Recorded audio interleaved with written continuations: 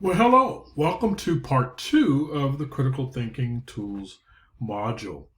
So, in this module, I want to talk with you about some of the critical thinking tools and strategies that one might use anytime you're attempting to deal with narrative kinds of writing or reading or listening for that matter. Uh, and once again, narrative really refers to storytelling, uh, depending upon what particular area of academic interest you are in, right? That might be more of what you have to do. I think sometimes people are under the mistaken notion that for some reason, narrative forms of production or materials does not require critical thinking, and I think nothing is further from the truth. And so in this module, I want to talk about sort of two tools that I found particularly useful anytime one is attempting to engage in critical thinking with respect to narrative forms of writing. One has to do with the journalistic tool. Now, this is sort of an age-old tool that most folks probably learned back in grade school. I actually think it's still a pretty effective tool to use. And then I want to introduce you to something called the Story Brand Framework. I think it's an interesting tool to use for storytelling. So first, with regard to the journalistic tool, right, most folks are sort of familiar with the old-fashioned notion of anytime one is attempting to tell a story, that you need to document things like the when, where, how, who, what, and why. Oftentimes, this is kind of seen as the deductive process that what we hope to ultimately get to, right, in any good story is the why. But oftentimes we have to start on the outer Regis to sort of do that. So for me, this is still a good tool to use anytime one is attempting to, say, analyze a narrative story, or one is attempting to generate a narrative story. This is a pretty good tool still to use. So let me talk to you about this thing called the Story Brand Framework. So in the Story Brand Framework, it's really based around the idea that virtually all stories, right, no matter what story there is, are really consist of only about 7 parts.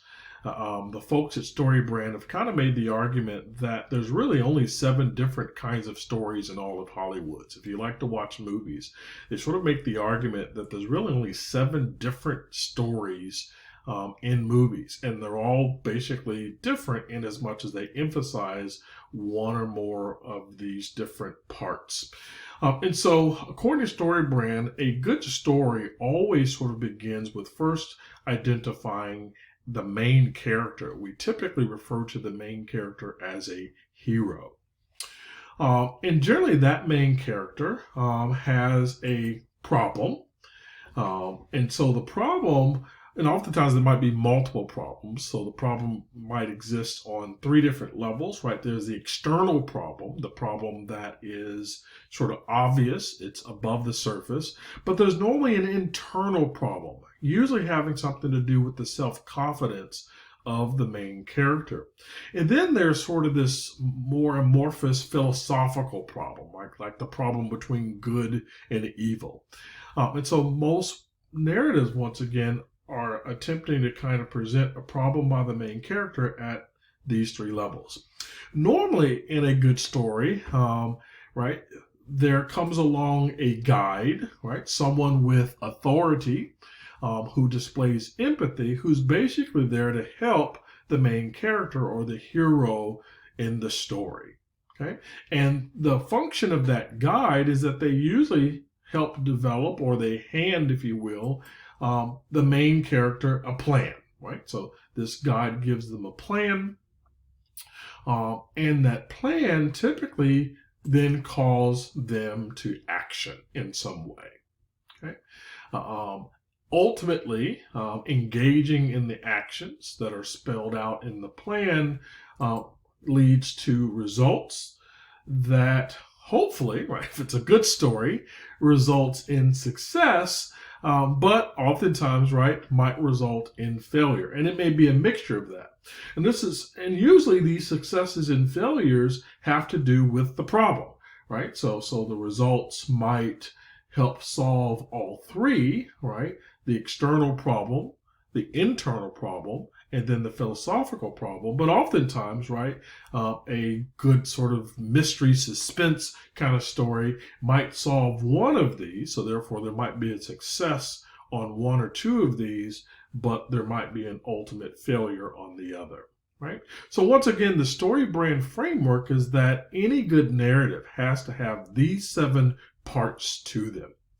And so in the story brand framework, one of the things that they do is they actually take most of the blockbuster Hollywood movies and they kind of show you how virtually all movies follow this pattern. So borrowing from that site, I thought we might look at a movie that's pretty popular with folks, Star Wars. And so in Star Wars, right, we have Luke, who's the main character. Luke Skywalker is the hero of the story, right? Luke has a problem. He has 3 problems, right? One is external problems, that he has to defeat the evil empire, okay? The internal problem that he has is he the chosen one? Is he yet a Jedi?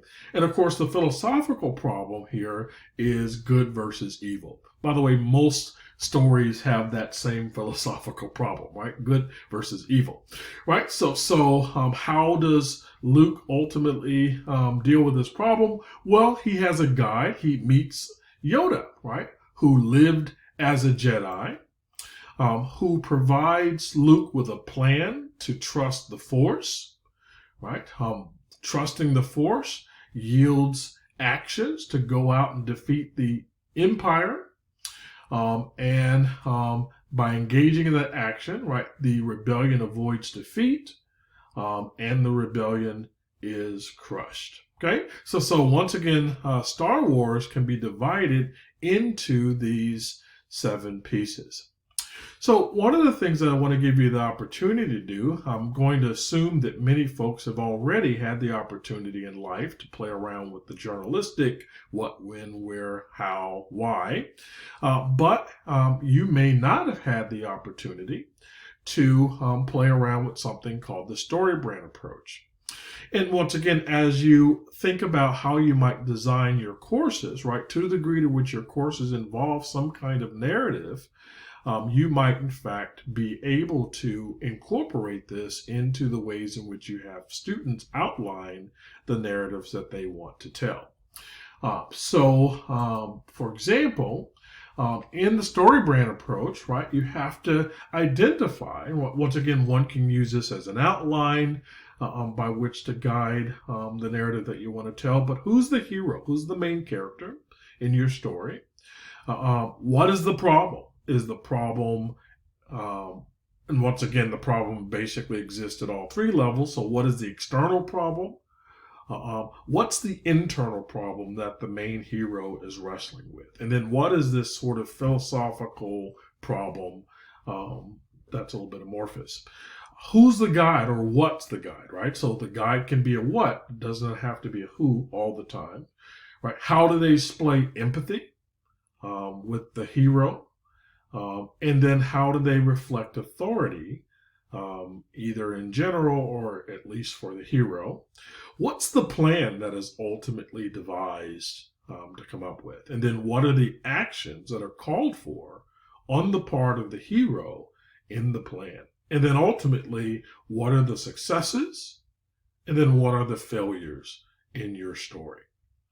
So one of the things that I want to have you do is kind of play around with this in one of 2 ways. If you are a writer, then you might just sort of consider drafting a bit of a story and see if you couldn't outline your story using these 7 components here. If you're not a writer, if you don't do much narrative approach, then you actually might do the opposite. You might take a story, can be a movie, can be a book that you've read, and see if you can't go through and actually identify the hero or heroine in that story, all the way down to the successes and the failures in the story. So for your assignment, you will find that there is a Microsoft Word document that has these 7 questions in them. And I'd like you to once again go through and use them in one of 2 ways. One, you can use them as a way of outlining something that you'd like to write. Or 2, use them as a way to analyze a story. You can pick any story. It can be, once again, a book. It can be a movie that you've watched. But I'd like you to use this tool. Once you've completed this outline, you'll see there's a place on Blackboard in which you can submit your work. Take care.